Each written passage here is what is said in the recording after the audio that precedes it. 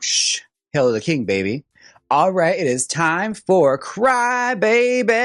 A film by Johnny Waters. Yes. Okay, so this is the third on the docket. It comes to like John Waters films that are most palatable for newcomers. I always say this one can be interchanged with Serial Mom. Like Crybaby or Serial Mom could come second after Hairspray. If they're really big on musical, if they're really, really gay, they'll probably like Crybaby because all the aesthetics are there. All the bullet points you need for a gay person to like a movie are all there. So let's talk about Crybaby because this movie has a lot packed into it. More so than you would think. You think it's just a Grease ripoff when you initially look at it, or just a quick cash grab to like use like a teen star like Johnny Depp at that time. But a lot went into the planning of Crybaby. Now, this movie was a big deal for John Waters because after the success of Hairspray, Hairspray was like a bigger success than anyone was expecting. Every studio wanted to make John Waters' next movie. They were all shocked. They're like, wow, this guy really knows how to make very, very good spoof period pieces. So John Waters has become more of a bit of an auteur, you could say, when it came to cinema. He was looked upon as like someone who could make very, very interesting comedies, which at that point, the 90s and late 80s were starved for them. This is the Porky's era. So like they didn't have a lot of highbrow comedies. They wanted stuff that was a little campier, and people were out there like opening their minds a little bit. Like it was like your usual shock stuff, but John Waters had a charm to it. And studios were a little bit more open to this now that they saw it could possibly make a lot of money.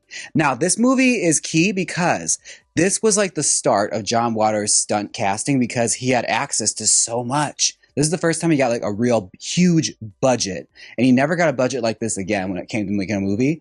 Then you can tell he really, really dumped it into this movie and really made the most of it. It's filmed in Baltimore, of course. You look at it, it looks like sound stages. This is all Baltimore that he's using. He's using his backyard to make this great grand movie, and he's stacking it with as many stars as he can.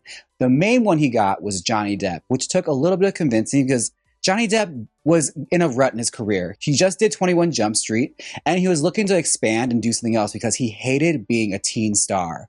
Like, Johnny Depp was, like, all over Tiger Beat, like, all the teeny bopper magazines. They were making him out to be, like, this teenage idol, and he couldn't stand it because he wanted to be, like, a serious actor. So John Waters approached him for this role, and initially, Johnny Depp didn't want to do it because he thought it was going to pigeonhole him into this look. Whereas John Waters convinced him by saying it this way. This is actually going to be a theme that runs throughout this film. He said, if you parody it and make fun of it, they can't use it against you anymore. You take back ownership of your image by doing this, which clicked something in Johnny Depp's brain thinking like, yeah, if I parody being a teenage idol, then they can't use that against me anymore. Like, is the like seminal one I could do. Like, I can't get more teenage idol than this, than doing what's essentially kind of like an Elvis movie. So Johnny Depp is on board, and studios immediately jump on this because he's like the hottest young actor at this time in the 90s. Like 21 Jump Street is a gigantic hit. Like everyone wants a piece of him. So he decides to sign on for Crybaby, and they're looking for a new girl to star alongside him. And John Waters wanted to stay in the theme of doing like an unknown girl for his main lead. He went searching and scouring, and he found the perfect girl in Amy Locane. Now, Amy Locane had not done a whole lot. This is like her very first movie, and you can kind of tell she's a bit green behind the ears when you watch her. Her delivery is a little odd. You can tell this is her very first big role she's ever done. I'm so tired of being good. However, she would go on to do like a Melrose Place, and I think she was in like Sweet Dreams and a lot of like really big movies.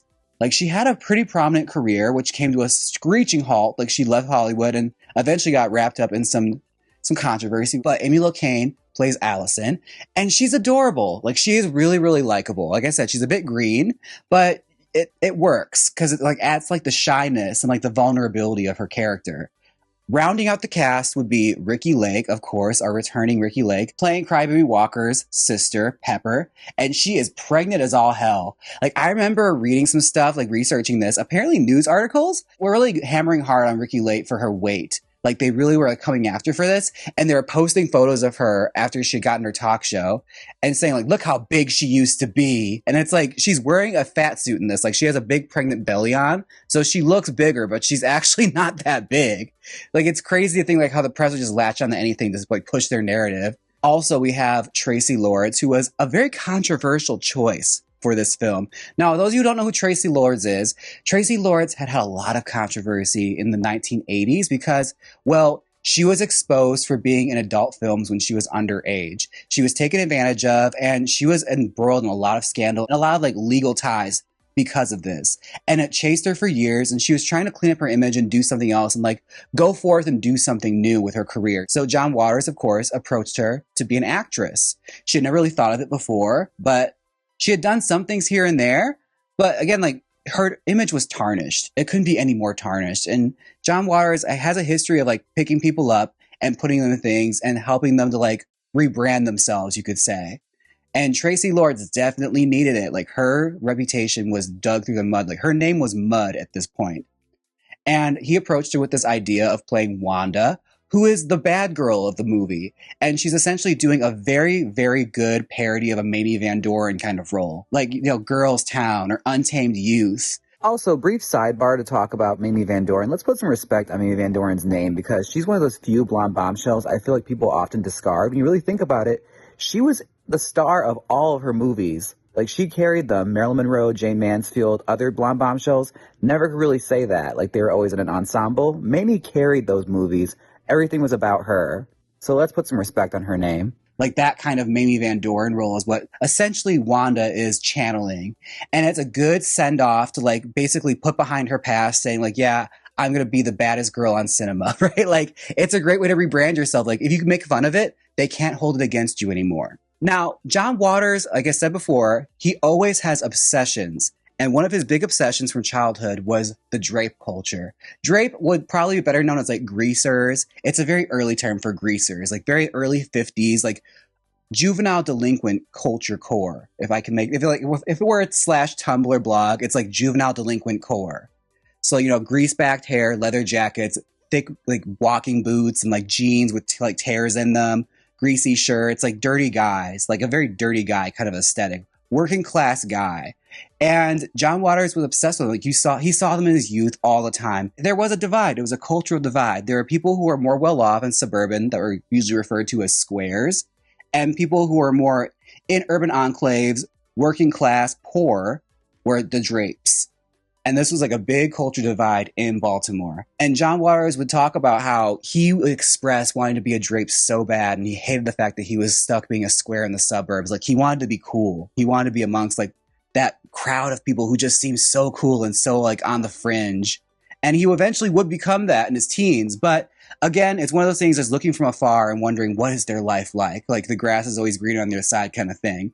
So he took inspiration from this, especially like old 1950s juvenile delinquent movies like Untamed Youth, Girls Town, or even Rebel Without a Cause, probably like the most famous as far as juvenile delinquent movies go. And a little bit of Elvis movies sprinkled in, because Elvis was also considered like a drape singer. He took the aesthetics and he basically created what I would call a very filtered Hollywood veneer of what drape culture was like, which he even like talks about in his books and everything. Like, drapes were not like heroes of films. Like, they essentially, or even in real life to begin with, or even in real life, like a lot of these working class guys were known to be violent racists, very much closed-minded. They did not integrate, which I think is kind of interesting when you watch this movie too, because like if you look at Turkey Point, there is an integration there that did not actually happen in Baltimore. It's a good representation of like black drapes, because that was a thing. There were black greasers in the 50s. It's not very well documented, but they did exist. Like, they did partake in this culture as well, which I think is oftentimes overlooked. Like, they're usually left out of the conversation, and it's nice to see them represented here. It's a very sanitized, fictionalized version of history, but at least it's there, you know? Like, there was someone trying to make representation where in reality there really wasn't. So we have our theme, we have our setup. John Waters gets the green light to make Crybaby, and it's his first venture out into making a musical. And I have to say, he really hits it out of the park. Like, you wouldn't expect him to be like this great musical songwriter, but like a lot of the songs in the movie are fucking bangers. Like King Crybaby, like all these great songs featuring like Rachel Sweet, like amazing voice. Like, she is a treasure trove of voices where she can go very, very sweet and just hit you so fucking hard. But she can go real left and get like a nice screeching kind of vocal that really just like gravels. It's so good. Not to mention, he kind of like invented stunt casting in this. Like, he hadn't really done stunt casting. Like, Hollywood hadn't really done stunt casting since like the 1970s with like the airport movies. And this really kind of brought that back. Like, you look at who are the supporting cast in this, who make cameos in this movie, it blows your mind. And they're all from like such interesting reaches of history and really like create the fabric of a John Waters experience. If you read his books or like to dig deep into his mind and like watch his interviews, he's always dropping you like little hints of people you should like look out for that are interesting, like filth role models, he would call them. Like Joe D'Alessandro and Joey Heatherton play parents in this, and I think it's interesting because they're like the religious zealots of the group. When you really look at it, it's a fun irony because Joey Heatherton did a lot of like sexy roles in the 1970s. And Joe D'Alessandro was like a muse of Andy Warhol and Paul Morrissey, where he was essentially like the very first gay baiter.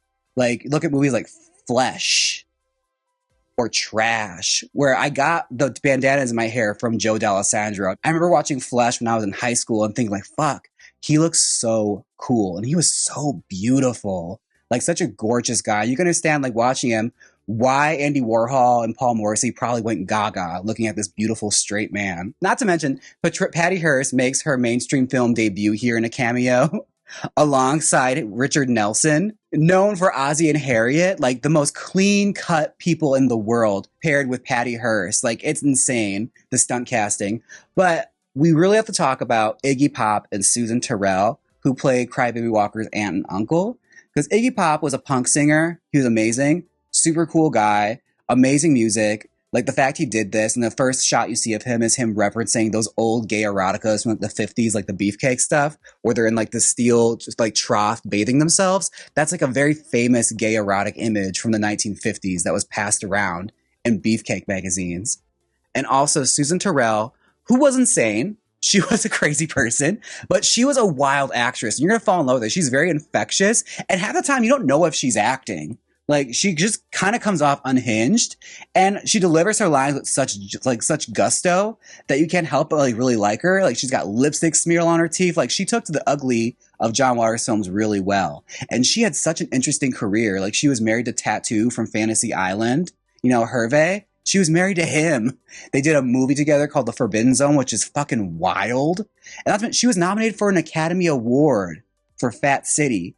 And I know her mostly from Andy Warhol stuff. She was in this movie Bab, which is probably best remembered for having that infamous scene where a woman throws a baby out of a window. Like, insane movies from the 1970s is what she's featured in. Like, she never had an uninteresting role. I'll say that right now. And she had an unusual habit when she introduced herself to people on set. She would approach everyone with the same introduction. Hello, my name is Susu, and I have the pussy of a 20-year-old. Like, the woman was out of her mind. Now, the plot of Crybaby is awfully very simple. Crybaby Walker is a Drape who exists in Baltimore in the 1950s. And he's got his Drape gang, his like little juvenile delinquent gang, made up of a bunch of colorful characters who are all really interesting and fun. And there's Allison, who is on the square side, who is just watching him, wanting so bad to not be good. Like, she's so tired of being good, which John Waters fully said that's what he said all the time when he used to see Drapes in the 1950s. Growing up in Baltimore, it's like he's so tired of being good. Like he always imagined what it'd be like to be in those gangs, which is kind of wild to think about. But again, it's the 50s in Baltimore. What do you expect? And Allison eventually gets courted by Crybaby. They end up at Turkey Point, and she sings with him. He convinces her grandmother to let her sing at the Turkey Point, and she's a natural. She gets a bad girl makeover early. You don't have to wait till the end like Grease. And it's sickening. Like, it will hold your gaze. And I don't want to give too much away because the plot is very, very simple, but effective. And it just all exists to means to get to these amazing rockabilly songs, which is a very new thing for musicals. There weren't a whole lot that like really dug into like really raw rockabilly music. Like, you could tell John Waters had a huge love for this Drape music. Like early rock and rolls before Elvis. You know, this kind of very dirty early rock and roll sound. And just the small commentaries that happen in this movie I always thought were so interesting. Like if you watch The Whiffles, which is Baldwin, the antagonist group, they have like a boy group that they do at the talent show and sing Shaboom Shaboom, which is like an interesting commentary because that was actually a song that was a part of a very common practice when it came to the music industry, where a very popular R&B version, the original, would be far superior, but it would get wind from the record labels, and they'd take the song from under them, re-record it with a white band, and suddenly it became a huge hit. And Shaboom Shaboom was one of the very first songs that happened with. They touched upon this also in Dreamgirls, with Cadillac Car. Like, this was a common practice where black groups would have their songs stolen from them just to be re-recorded and sterilized for white audiences and white mainstream radio. And like little commentaries like that happen throughout this film, which I think is so fascinating. Like the stuff he managed to sneak in to a mainstream movie. And like one scene that like I remember watching this movie a lot as a child because it came on VH1 quite often. Like Movies That Rock would show this in rotation quite a bit. And what was interesting is like they showed like extended cuts of the movie because you had like the original VHS. A lot of these scenes that I saw on TV weren't there. Like there's certain songs like The Naughty Lady of Shady Lane. It's not on the VHS. You only could see it if you watched it on TV. And Chicken, like this amazing chase song Chicken is not there. There's also a lot of like subplots that were cut out. Or like little scenes that aren't there. Like at the very beginning at the talent show, there's a little girl that's a contortionist and they have her doing her little act and it got chopped. And when she saw it in the theater, she came all specially dressed, John Waters said, and was devastated to see like the studio made them cut the scene. It wasn't there anymore, but it got restored on the director's cut, which I highly recommend you watch. A lot of those scenes, if they're not in the movie, they're at least bonus features that you can like unlock. There's also like a subplot with Traci Lords because like I mentioned before, she was pushing back at her image and like calling back and making fun of it because again, she was a young girl who was taken advantage of by a lot of gross, lecherous men in the adult industry. And there's a good scene where you see her, it's a big meme now. You see like Traci Lords in this movie, the beat it creep. Like that was a good callback to like what she wishes she could have said as a teenager, like these people that want to take advantage of her. And there's also like a very bizarre subplot where the guy that harasses her like kidnapped her and she escapes him and they all like get revenge on him. And it got cut. Like, it's amazing, like, all these, like, weird scenes that were included that ended up on the cutting room floor. And again, I always look at John Waters films, especially after Divine died, and you look at, like, who would have she played in these movies? Like, in Serial Mom, I think she would have played the neighbor that doesn't recycle. That was very much a Divine-y kind of role, because her roles would have gotten smaller and smaller. Like, even John Waters admitted this. Like, had she lived, her parts in the movies probably would have gotten a lot smaller, but she still would have been in them. She just wouldn't have been the star anymore. And watching Crybaby, Susan Tyrrell, he's actively said, that is the Divine role. That would have been Divine had she lived. And you can tell, like, watching it, Divine probably would have ate this role up. And pairing her with Iggy Pop would have been so interesting because it's, like, two different edges of, like, the punk coin. But Susan Tyrrell is a good replacement, but imagine Divine playing Ramona Rickett. I'm just saying, like, picture it. It probably would have been a really cool role for Divine to take on. This movie is jam-packed with, like, references and good, like, scenes that are just going to stick in your mind forever. Like, I remember watching this, that makeout scene that's, like, so aggressively long, where, like, everyone is, like, macking on each other. It has to hold some kind of record for, like, the most people making out for a long period of time. Because it's, like, the entire frame is taken up by just people making out on the dance floor. And it's, like, they're going to town. But no, this is definitely an exercise in John Waters just packing as many references as he can with the huge budget that he did. And I think you should definitely check it out. It definitely has its aesthetics. Is it a perfect film? Not entirely. But again, I feel like it's the easiest John Waters film to watch after Hairspray. Like Hairspray, Serial Mom, Crybaby. You're not going to be disappointed. And again, even if you don't necessarily like John Waters, like musicals, I think you'll like it. Or if you just want to look at cute guys, Johnny Depp is at his most handsome in this movie. John Waters knew what he had here and was definitely like taking advantage of it. Like you see Johnny Depp barefoot and boots and leather pants and his tighty whities, like everything. Like it's crazy. But he's so cute in it. You can understand like why he was such an idol at that time. Not to mention Ricki Lake, Hatchet Face. This actress that plays Hatchet Face, oh my God, burned in my memory, as well as Wanda, played by Traci Lords. Like, there are some great supporting characters in this movie. Like, everyone is interesting. Like, you can't take your eyes off it. Definitely check it out. Let me know what you think. Did you like Crybaby? I love it. I also have nostalgia for it because it's one of the first movies I ever watched that I really, truly remember from John Waters, especially at a young age. Just left a huge impression on me. Let me know down below, and let me know what John Waters movie you want me to talk about next. I'm thinking we might be going back. I think it's time. If you like these three, it's time to start doing an early movie. Maybe Female Trouble?